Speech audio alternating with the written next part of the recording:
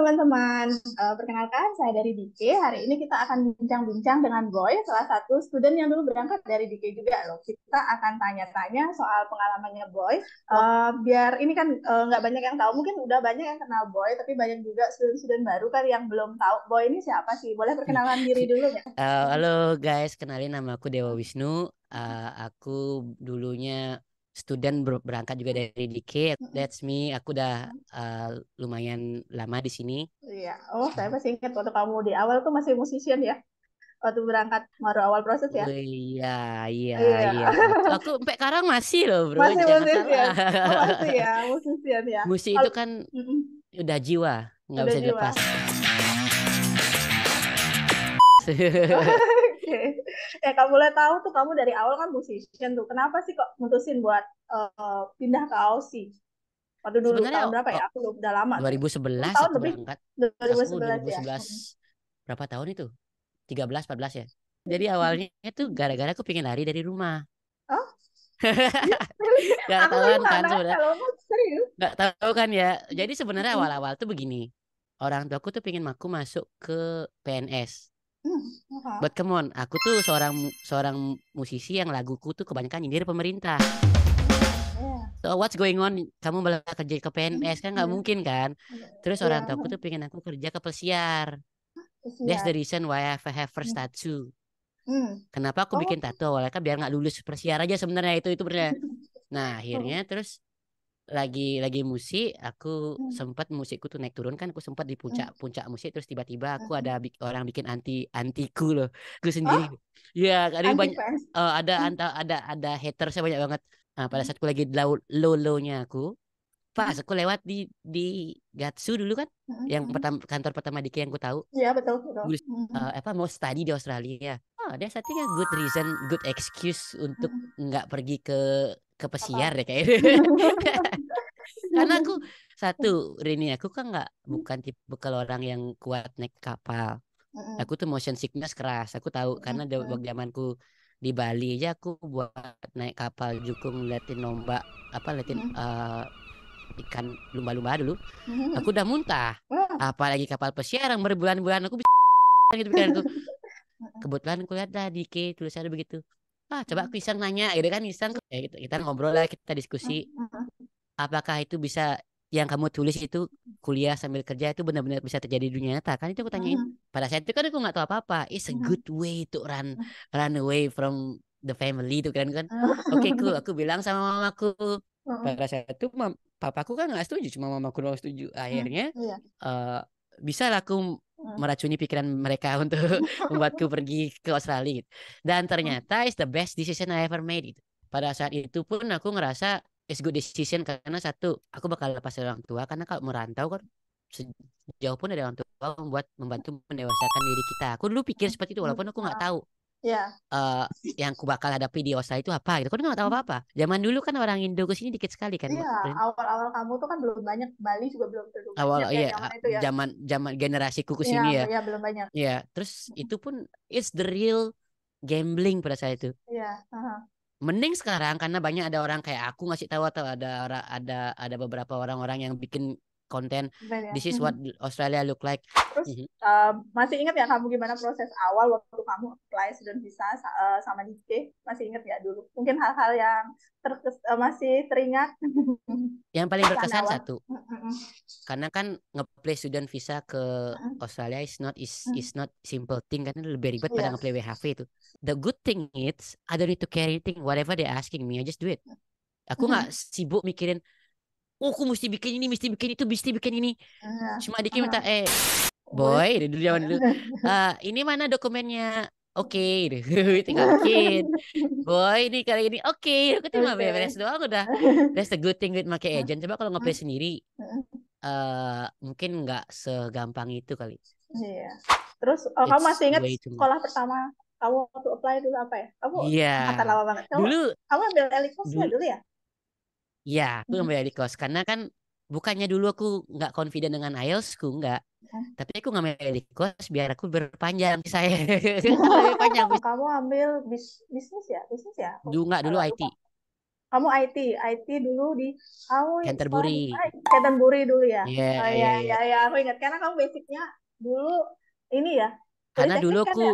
dulu Politeknik itu, Heeh. karena aku dulu SMA dipaksa masuk ke otomotif. Karena kebetulan Heeh. orang tua aku punya perusahaan rental mobil lah gitu. Habis itu dipaksa masuk Politeknik jurusan elektronik komunikasi sama orang tuaku karena pada saat itu papaku punya bisnis IT. em, tower-tower, Iya kamu iya tahu? iya ya. Aku ingat Iya, masih izin usahanya. pasang-pasang radio itu. Iya, jadi aku Heeh. disuruh kuliah itu. Jadi ujungnya nggak kelar kan semua kalau sekolah itu karena itu bukan bukan apa yang aku mau. Bukan. Yang aku mau kan aku suka ke bahasa bahasa Inggris. Aku suka sastra. Aku dari Hmm. SD aku udah pernah bawa tamu tuh. Oh, serius? Iya, karena ajiku kan bisnisnya dulu ajiku tuh guide kan. Mhm, mhm, Ajiku tuh guide. Dari SD aku dibawa sama ajiku tuh nyari bule. Jadi aku dari SD aku udah bisa bahasa Jepang, bahasa Inggris, aku udah lancar lah aku ngomong itu. Cuma walaupun street street English ya, kita nggak ngomong proper IELTS loh. Jadi speaking aku pasti dapat, mungkin aku berani jamin dapat 7 pada saat itu. Sekarang paling dapat 5 kali. Kesan pertama dan struggle yang kamu alami di 6 bulan pertama sampai di Australia apa sih? Pada saat itu justru tantangannya lebih besar pada sekarang dong, karena saat itu Mhm, orang Indo di Australia itu dikit sekali. mhm, Terus aku juga nyampe nggak ada yang bantu, mhm, nobody uh, let me know about any information of job. Kan mhm. Diki kan soalnya aku tahu emang dari awal itu ekspektasi Diki kan bukan agen kerja. Diki kan agen Betul. sekolah. Jadi aku memang gak ekspektasi buat kalian bantu aku pada saat itu. Mhm, mhm, Karena pada saat itu kalian udah bantu aku nyari tempat tinggal yang itu, jadi termasuk udah, oh that's fine. Udah mhm, mhm, kamu udah melakukan hal yang di luar daripada yang harusnya di deskripsi kamu. Aku udah seneng pada saat itu. mhm, Jadi pada saat itu strugglingku ya pada saat itu mencari teman. mhm. Karena pada saat itu orang Indo dikit sekali. Dan untungnya pada saat itu aku suka main skateboard kan. Ya, aku ingat Kamu tuh. ya, aku Mhm, waktu aku dari Bali aku mhm, suka skateboard. Jadi di sini mhm, aku nyari kebetulan di sini kan free skate park ya. mhm. Di sini aku banyak punya teman-teman orang Australia. Aku hampir Mhm. every week aku 3 times a week aku bikin party guling lawar segala macam. So I make my own community in that time. Itu berapa berapa Gitu. bulan tuh kamu yang ngerasa struggle banget di Aussie? 3, 6 bulan The tuh first sampai 3 months, satu. the first 3 months. Waktu kamu sekolah di Australia, nih dari sisi kamu, apa sih plus minusnya sekolah di Aussie? First of all, minusnya itu kita ngomong dari minusnya ya. Iya. Mhm. Satu kalau struggling di uh, bahasa. Mhm. Walaupun aku pede dengan bahasaku, tapi pada saat itu it's different. Kamu kalau belajar sesuatu dengan pakai bahasa Indonesia dengan bahasa Inggris tuh Mhm. di otak kamu pasti berbeda gitu. Aku dapat tamat di bisnis itu itu sekolah yang paling aku suka itu, dan the way they teach is really good. George Brown College. I already have my own weapon. Aku punya senjata Mhm. sendiri dalam tubuhku, senjata untuk itu, dan diapresiasi sama gurunya. Mhm. Itu yang aku dapatkan seumur umurku kuliah di Bali pun aku nggak dapat teman seperti itu gitu. Akhirnya aku suka kuliah di situ. Iya, Kuliah sama itu di situ. merupakan satu-satunya tempat aku ngerasa melepaskan penatku kerja. Hmm. I like it, I enjoy Mhm. it that Mhm. time. Mhm. Karena kuliah pada saatku zamanku ngerasain kuliah pada saatku enak tuh, Mhm. that's the I found a place I like loh, I belong to Mhm. gitu. Mhm. Gitu Mhm. itu yang aku rasain kemarin di tempat-tempat yang lain itu. Jadi kan plus minus lah Mhm. itu. Betul sekali. Oke deh. Terus kamu ada ini nggak pesan-pesan buat anak-anak nih yang dari Indo yang mau ke Australia, mungkin dari segi proses atau mungkin dalam memilih program atau milih agent mungkin? The first of all, kalau kamu nyari Mhm. agent, cari Mhm. agentnya yang ada kantornya di sini. Mhm. Itu udah pasti established kan. Mhm. Kemungkinan mereka nipu juga less karena mereka kan Mhm. jual nama kan. Namanya kalau Mhm. udah jelek udah satu agent Iya, gitu. betul betul. Jadi hindari agen-agen lepasan yang ku banyak Mhm. cerita-cerita sama aku kan kebanyakan orang-orang yang mungkin bikin kantor di Indo tapi di sini kita nggak ada. Mereka nggak ada. Oh. But Mhm. in here it's not easy. Mhm. Ngasih saran pertama, dia punya office di sini tuh udah nilai plus buat agent. Yang kedua, by the way aku nggak ada sponsor apapun loh dari kalian, jadi aku nggak, Mhm. harusnya aku nggak ada, bukan bukan menjanjung-janjung apa gitu, tapi aku ngomong Mhm. jelas-jelas secara logik, secara hati nurani ya. Mhm. Aku kasihan banget sama orang yang kena tipu. Jadi kalau kalian mau nyari-nyari agent, salah satu yang aku rekomendasi ya Diki. Diki itu bisa ngasih solusi, I mean good hand pada saat itu. Jadi cocok lah. Sama pesan-pesan lagi, kalau kalian nyari agent, balik lagi kayak aku bilang di podcast, I think Mhm. kalian harus cari tahu dulu visa itu apa, visa kayak gimana, kerja kayak gimana, cari tahu langsung di sumber imigrasi Betul. Jadi harus cari gitu. informasi Apalagi sebanyak-banyaknya ya. Kalau boleh tahu nih Boy, selama kamu di Aussie nih, di awal-awal ada culture shock nggak kamu begitu sampai di sana? Yes, a lot. Yang Mm-mm. paling kurasain pertama tuh, aku tuh nggak tahu kalau air minum bisa diminum sih. Air tap Iya, water tuh bisa iya. diminum. Mhm. Tapi efeknya dari Indo ya sampai kadang aku nggak pernah minum tap water karena aku udah takut duluan Indo kayak gitu kan. Oh, Jadi setiap kadang sampai kadang tuh aku selalu beli air tuh aha. itu beli dari Woolies 24 biji gitu. Mm-mm. Bisa gampang dibawa kemana-mana terus botolnya juga aku kumpulin bisa aku tukar. Mm-mm. By the way, there's a lot Mm-mm. of money as well gitu. Terus ini lanjut ke pertanyaan selanjutnya. Ketika kamu masih pegang student visa nih, kamu ada tips nggak untuk mereka nih yang pegang student visa, gimana sih caranya bagi waktu antara belajar dan biar bisa kerja part time juga di Australia? Well, sebenarnya gini, asesmennya itu aku kerjain di sekolah loh. Pada saat aku dikasih langsung kelar. Oh, berarti kamu pinter dong itu namanya, harusnya bisa selesai Wih, banyak. no, it's not that. Jadi Mm-mm. sebelum sebelum aku pulang aku kerjain dulu. Mm-mm.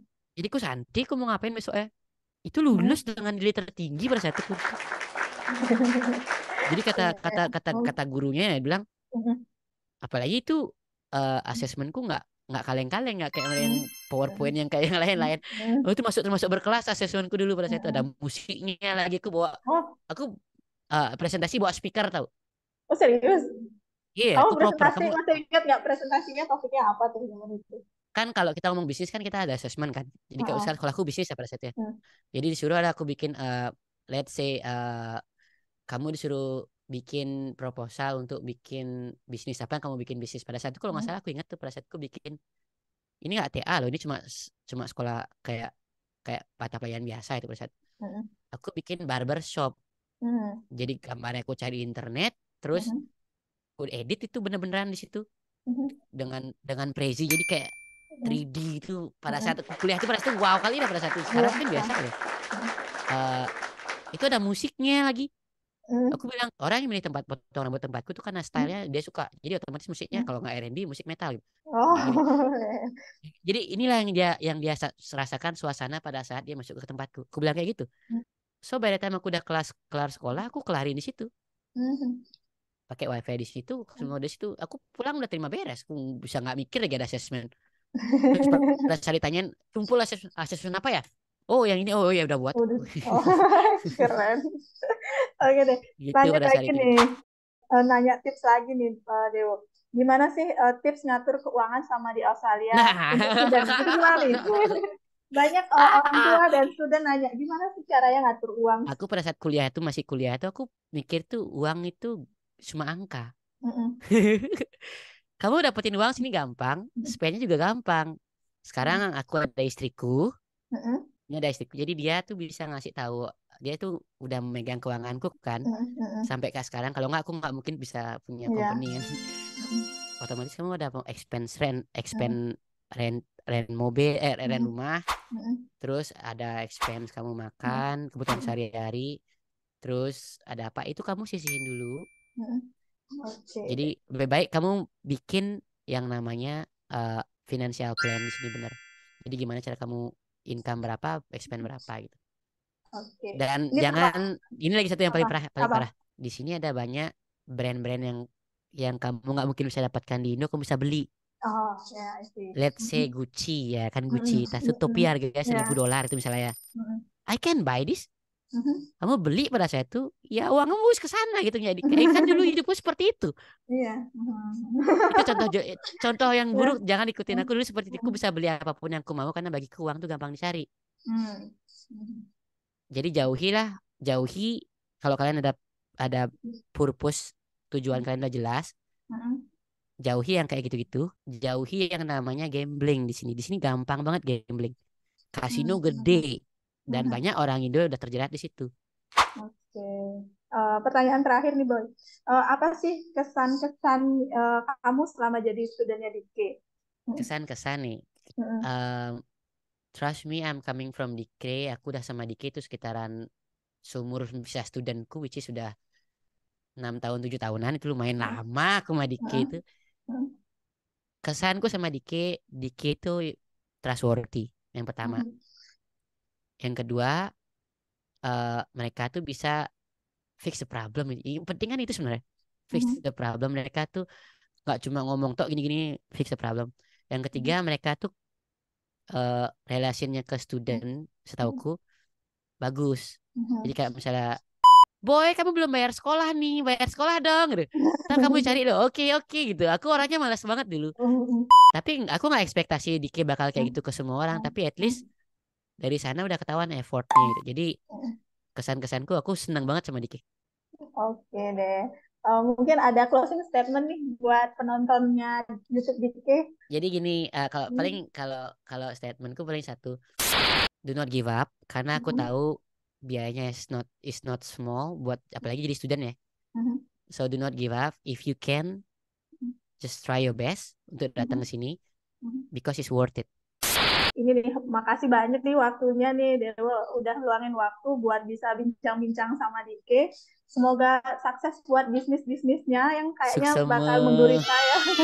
Jika nanti ada pertanyaan atau mau bahas apa lagi nih, nanti bisa komen di YouTube-nya Dike atau di YouTube-nya Boy. Apa nama YouTube-nya Boy?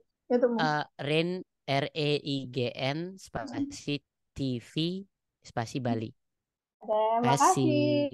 See you. Makasih ya. Bye. See you.